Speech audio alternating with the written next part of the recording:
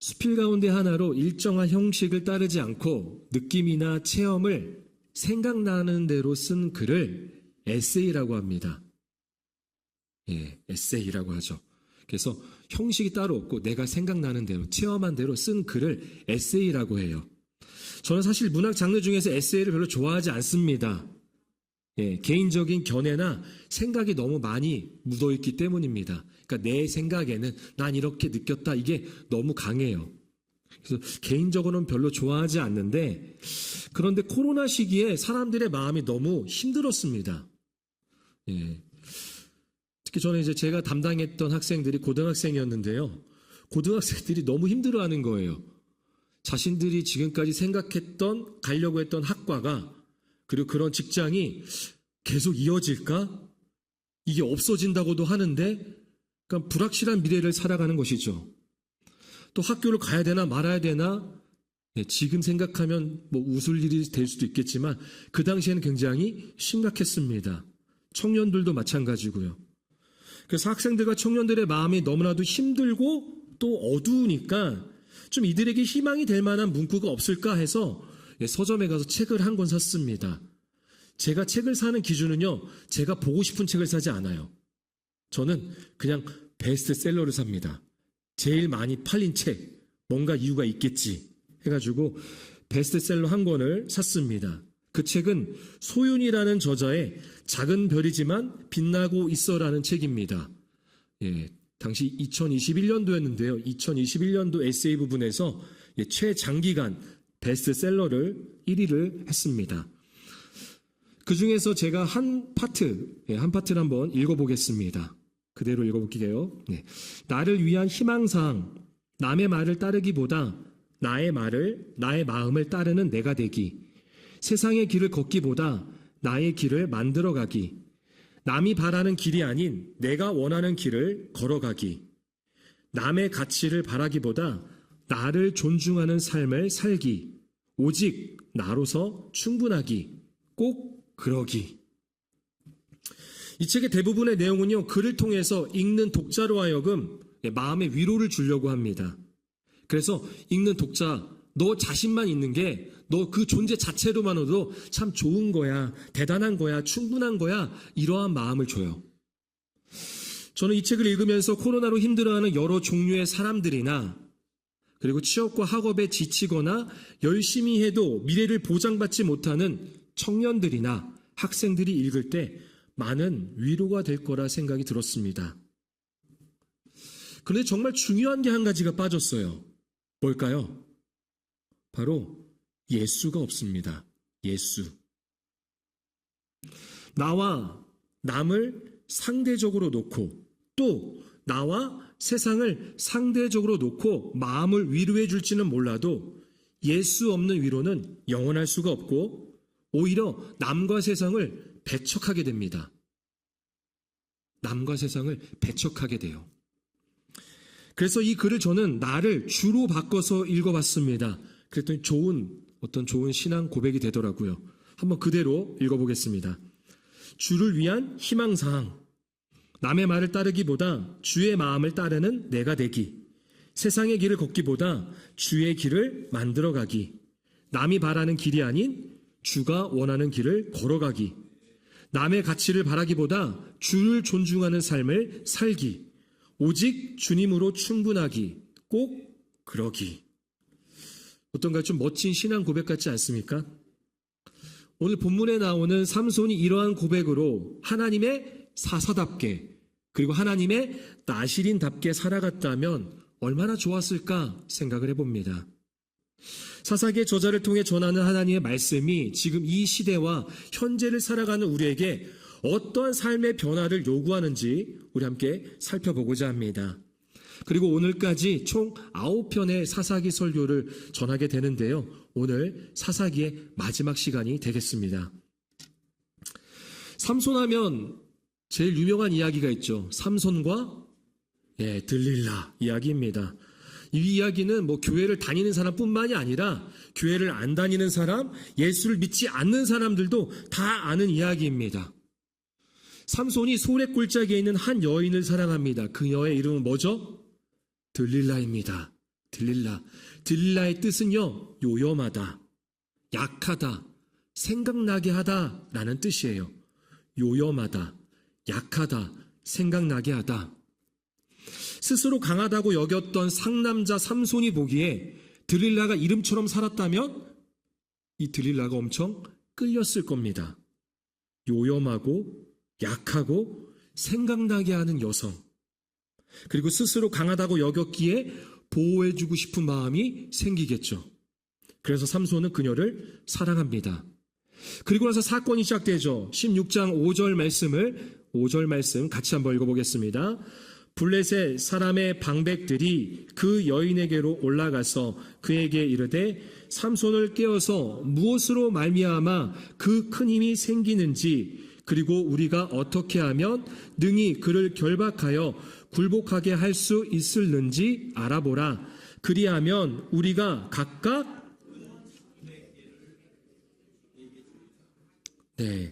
블레셋 사람의 방백이라는 표현 지금 안 쓰죠. 지도자들을 말합니다. 오늘날로 말하자면 국회의원, 도지사, 이런 사람들이죠. 높은 사람들입니다. 지도자들입니다. 이 지도자들이 아마 삼손을 계속 주시했던 것 같아요. 삼손이 블레셋을 가장 힘들게 하는 요인이었잖아요. 그런 사람이었잖아요. 그래서 삼손을 계속 주시하던 찰나에 들릴라라는 여인이 있는 것을 알고 이 들릴라라는 여인에게 접근을 합니다.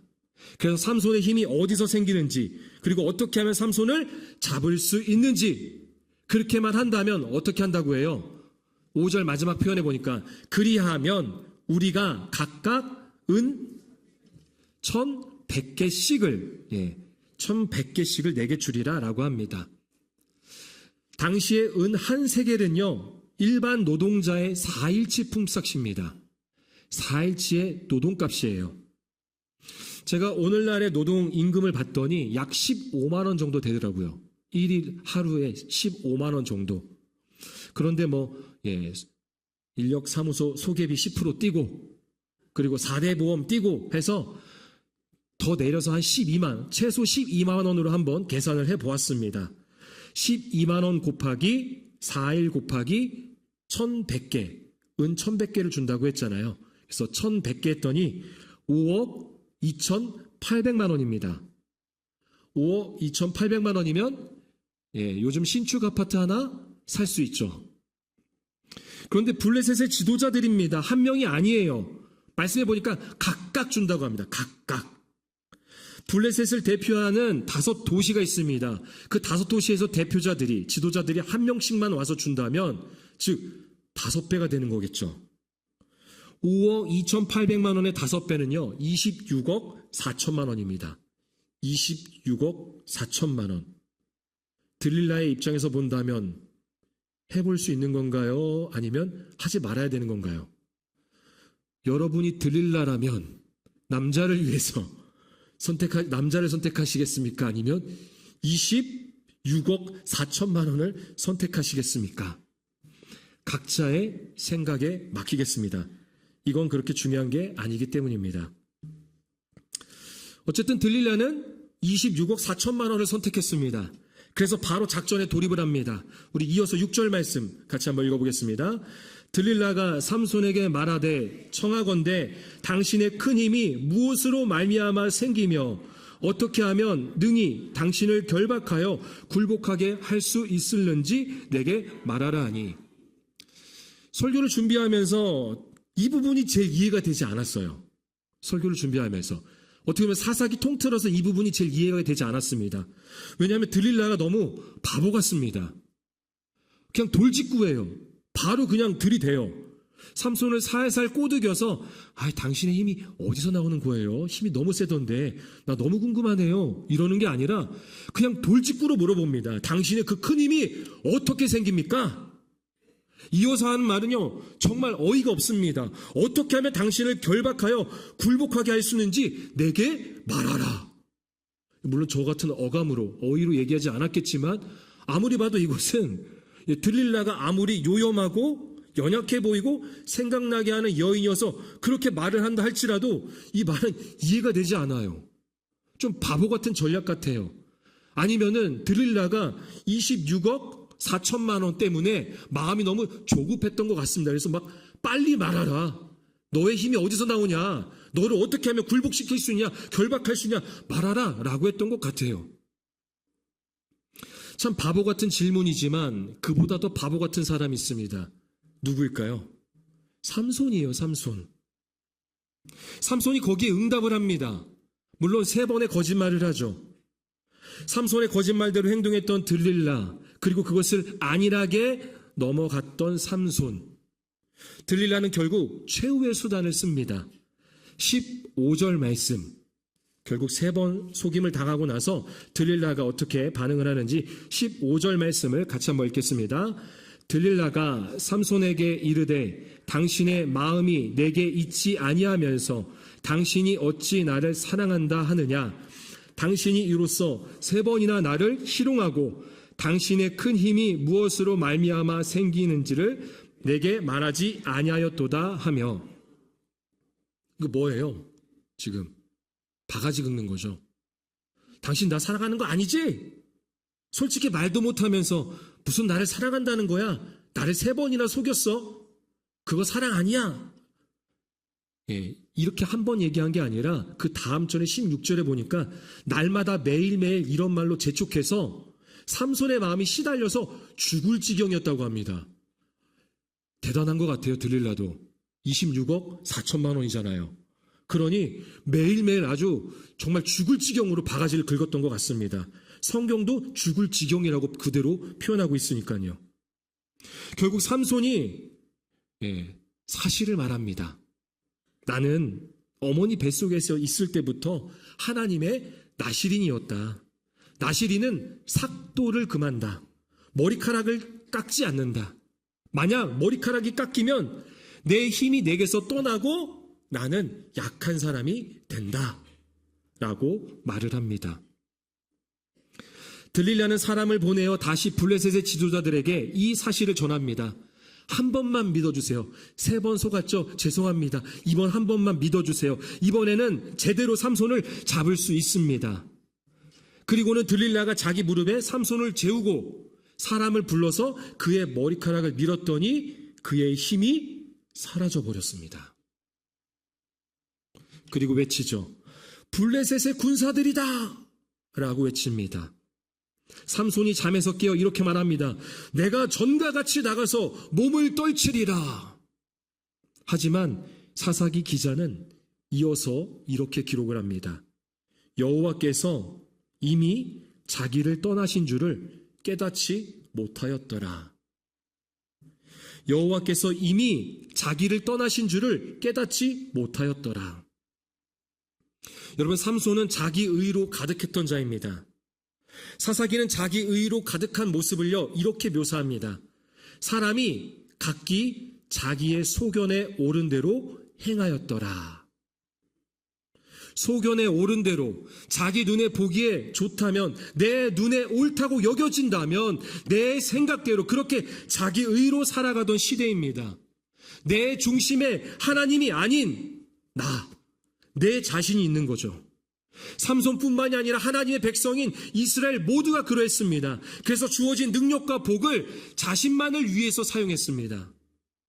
목숨을 연명할 방법으로, 성적 욕구를 채우기 위한 목적으로, 개인적 복수와 자신의 배를 채우기 위한, 그렇게 자신의 유익만을 위해 살아가던 모습이 사사시대의 이스라엘과 삼손입니다. 그렇다면 여러분, 이게 단지 이스라엘과 삼손만의 모습일까요? 하나님이 주신 능력과 직분과 교회를 내가 옳다고 여기는 대로, 내가 좋다고 생각하는 대로 그렇게 행세하려 하진 않았는지 우리는 되돌아봐야 합니다. 내 생각대로, 내가 보기에 좋은 대로 말하고 행동하며 하나님이 나타나기보다는 내 자신이 나타나기를 원했던 모습이 있진 않았는지, 내 결정과 내 판단이 하나님보다 앞서진 않았는지, 나라는 우상이 내 안에 자리 잡고 있다면 그게 바로 자기 의로 가득한 자의 모습입니다. 내가 전과 같이 나가서 몸을 떨치리라 했던 자기 의로 충만한 삼손을 하나님은 떠나셨습니다. 그리고 그에게 주어졌던 능력도 걷어 가셨습니다. 그렇다면 이런 질문을 해볼 수 있습니다. 여러분, 삼손의 힘은 어디서 나오는 걸까요? 어디서 나오는 겁니까? 우리가 사실과 진실이 명확해야 합니다. 삼손의 힘에 대한 사실은요, 머리카락입니다. 머리카락이 잘려서 힘이 사라졌죠. 그런데요, 이후에 블레셋의 포로가 되고 나서 머리카락이 다시 자라요, 안 자라요? 자라요. 탈모증은 아니었던 것 같아요. 자라요. 다시 자랍니다. 그럼 머리카락이 자랐다면 힘이 다시 생겨야 되죠. 그런데 힘이 생겨요, 안 생겨요? 안 생겨요. 그렇다면 진실이 무엇일까요? 진실은 그 힘을 주셨던 분이 떠나셨다는 겁니다. 삼손에게 힘을 주셨던 분이 떠나셨다는 거예요. 이미 그분이 떠났기 때문에 힘이 없었던 것이죠. 아무리 머리카락이 길게 자란다 하더라도 힘은 다시 생기지 않습니다. 이게 진실입니다. 하나님과의 관계가 삼손의 힘입니다. 이게 중요한 거예요. 하나님과의 관계가 삼손의 힘이었던 것입니다. 삼손은 아니랬습니다. 그래서 이건 내 힘이니까, 나에게 원래부터 주어진 것이니까, 내 거니까, 내 힘이니까 이렇게 여겼기 때문에 그에게서 힘이 사라진 거예요. 여러분, 팀켈러 목사님, 제가 사사기 설교하면서 이 팀켈러 목사님을 많이 인용하는데요, 그분이 하셨던 말씀 중에 이런 부분이 있습니다. 왜 하나님이 우리를 축복하실 것이라 생각하는가? 하나님이 우리를 저주하실까요, 안 하실까요? 축복만 하시는 분이세요? 축복만 하셔야 하는 분이세요? 아니면 축복만을 얻어내고 계십니까? 우리는 그렇게 생각한다는 거죠. 교회 나오면서, 기도하면서, 말씀을 보면서 하나님은 그냥 나를 축복해 주는 분이다. 축복을 해줘야 되는 분이다 라고 생각하는 거예요. 오늘도 그러실 것이다 라는 거죠. 그래서 우리가 안일해졌다라는 겁니다. 그러면서 이 팀켈러 목사님 이어서 말하는 거 제가 그대로 한번 읽어보겠습니다. 성경을 공부하고 기도하고 교회에 가고 올바르게 살아서 그래서 하나님께 축복과 힘을 받으려고 한다. 하나님과의 관계를 염두에 두기보다 그냥 기계적으로 그렇게 한다. 그러나 사실은 우리 그리스도인의 의무들, 저는 이 그리스도인의 의무들을 하나님의 능력이라고 표현하고 싶습니다. 그래서 하나님의 능력은 하나님과의 관계로부터 흘러나와야 하며 단지 하나님의 은총과 축복을 획득하려는 시도이어서는 안 된다. 우리가 기도하고 말씀을 보고 신앙생활하고 봉사할 때 때로는 그런 마음들이 있습니다. 내가 이렇게 하니까 하나님 빨리 축복 좀 주세요. 내가 간절히 기도하니까 빨리 축복을, 힘을, 능력을 주세요. 마치 막 강탈하려고 합니다. 그런데 더 중요한 게 있다라는 거죠. 그게 뭐예요? 하나님과의 관계라는 겁니다. 하나님과의 관계. 이것이 가장 중요한 겁니다. 예배의 횟수나 더 많은 예물 또는 교회에서 오랜 시간을 보내서가 아니라 성경을 많이 읽고 봉사를 열심히 해서가 아니라 그리스도인의 능력은 하나님과의 관계를 통해 흘러나옵니다. 저는 오늘 하루의 예배뿐만이 아니라 매일매일이 하나님과의 관계를 점검하고 하나님과 친밀해지는 시간, 그런 묵상의 삶을 살기를 소망합니다. 오늘 예배도 그저 내가 보기에 내가 좋아하는 은혜를 좀 주세요. 내 은혜를 주세요. 빨리 내놓으라고요. 라고 하는 그러한 시간이 아니라 하나님과의 관계가 친밀해지고 회복되는 진짜 예배가 되기를 소망합니다. 하나님이 떠난 삼손은 이제 정말로 약해졌습니다. 다른 사람들과 똑같아졌습니다. 그래서 삼손은 블레셋에게 붙잡혀서 눈이 뽑히고 그리고 노사슬에 묶입니다. 이전에는 그가 블레셋의 곡식을 불살랐습니다. 블레셋의 곡식을 불살랐던 사람이 이제는 블레셋의 곡식을 가는 그 맷돌을 미는 사람으로 그렇게 처지가 전락해 버렸습니다. 사사기 역사상 처음으로 하나님의 사사가 패배했습니다. 자신에게 주어진 능력이 자신의 것이라 여기고 자신만을 위해 사용했기 때문입니다. 그렇게 영적으로 안일했고 자기 의에 빠졌던 것이죠. 블레셋 사람들은요, 자신들이 섬기는 다곤이라는 이 신이 원수인 삼손을 붙잡게 했다고 다곤 신전에 모여서 신나게 파티를 벌였습니다. 그리고 약하고 가진 것 없고 눈먼 삼손을 조롱거리로 세웁니다. 삼손에게 있어 가장 굴욕적인 순간입니다. 사랑하는 여인에게 배신을 당했고 평소 때 같으면 한 주먹거리도 안 되었던 그 적들 앞에서 두 눈이 뽑혀서 재주나 부리고 있으니 말입니다. 그의 인생에 있어서 가장 고난의 순간이 찾아왔습니다. 하지만 여러분, 그 고난을 통해서 삼손은 하나님을 보게 됩니다. 비록 두 눈이 뽑혔지만 그는 이 고난의 시간을 통해서 하나님을 보게 됩니다. 여러분, 그래서 고난을 통해 우리는 나라는 우상을 치우고 변화될 수 있습니다. 삼손이 자기 소견에 옳은 대로 그렇게 생각대로 그렇게 자기 보기에 옳은 대로 좋은 대로 행했던 그 두 눈이 뽑히고 나서야 하나님을 볼 수 있었고 변화되었던 것처럼 말입니다. 시편 기자는 이렇게 고백합니다. 시편 119편 71절을 우리 같이 한번 읽어보겠습니다. 함께 읽겠습니다. 고난 당한 것이 내게 유익이라 이로 말미암아 내가 주의 율례들을 아멘. 고난을 통해 주의 율례들을 배우게 되니 하나님을 알고 하나님을 인정하게 되니 고난은 유익이라는 거예요. 고난은 은혜라는 겁니다. 때로는 우리가 은혜를 1차원적으로만 볼 때가 있습니다. 표면적으로만, 눈에 보이는 것들로만 볼 때가 있어요. 나의 필요가 채워지고 나의 어려운 상황이나 환경이 사라지는 것, 사업이 잘 되는 것, 자녀가 괜찮은 대학에 가고 직장에 들어가는 것, 건강하지 않았던 몸이 회복되는 것, 이것들로만 은혜를 볼 때가 있습니다. 물론 이것도 은혜입니다. 은혜예요. 하나님의 은혜입니다. 그런데 이러한 1차원적인 변화도 은혜가 되지만 이보다 더 큰 은혜는 바로 내 자신의 변화라는 겁니다. 나 말고 다른 사람이, 환경이, 그런 상황이 변화되는 것도 은혜지만 더 큰 은혜는 바로 내가 변화되는 거예요. 내가. 여러분 생각해 보십시오. 1차원적으로 본다면 삼손에게 있어서 유익과 은혜는요, 그러한 여자를 만나지 않는 거예요. 그러한 여자를 만나지 않는 거예요. 들릴라를 안 만나는 겁니다.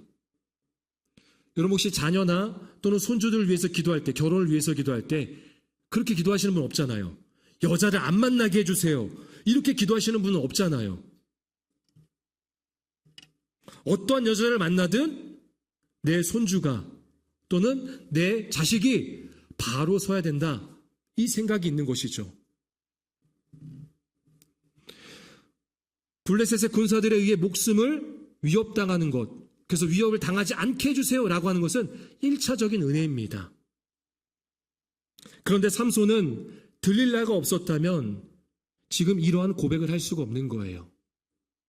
앞으로 이어질 고백, 그가 진짜 나신으로서의 사명을 감당하지 못했을 겁니다.